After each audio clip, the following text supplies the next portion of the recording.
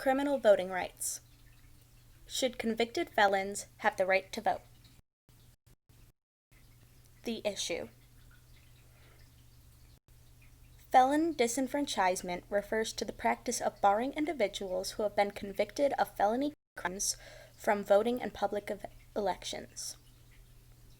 The number of disenfranchised individuals has increased from an estimated 1.17 million in 1976 to 6.1 million today. It makes perfect sense to take away certain rights from felons. We don't let everyone vote because there are certain minimum objective standards of responsibility, trustworthiness, and commitment to our laws that we require of people before they can be entrusted with a role in the solemn enterprise of self-government. Those who have committed serious crimes against their fellow citizens don't meet those standards. Apart from being a fundamental democratic right, voting is essential to a formerly incarcerated citizen's rehabilitation. These restrictions serve only to further alienate and isolate millions of Americans as they work to regain normality in their lives. Now we're going to talk about laws. Passed laws. During the period from 1890 to 1910, 5 southern states passed race-targeted felon disenfranchisement laws. In 2019, felons who had not been incarcerated within the last 5 years to have their voting rights restored unless they were convicted of an election offense. Current laws. In 16 states, felons lose their voting rights only while incarcerated and receive automatic restoration upon release. In 21 states, felons lose their voting rights during incarceration. In 11 states, felons lose their voting rights permanently for some crimes or require a governor's pardon. In 3 states, felons never lose their right to vote even while they're incarcerated. The pro-argument side. Typically, Republicans and conservative platforms support the practice of felon disenfranchisement. Section 2 of the 14th Amendment specifically provides that states may take away the right to vote of citizens for participation in rebellion or other crime.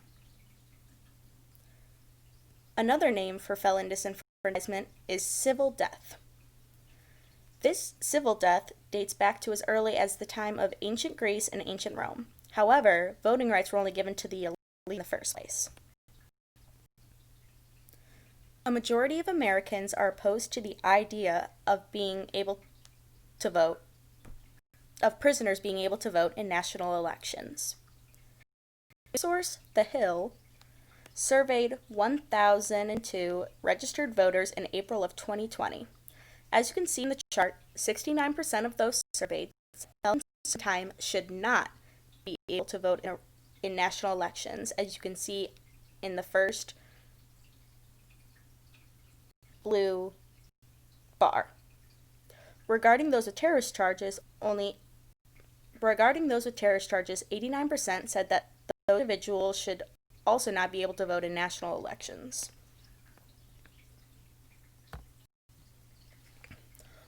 Argument made by those who support felony disenfranchisement is, if you're not willing to follow the law, then you should not have a role in making the laws for everyone else. Along with this, I feel like that some should possibly get a chance to vote, that they are against disenfranchisement for rapists, murderers, terrorists, etc.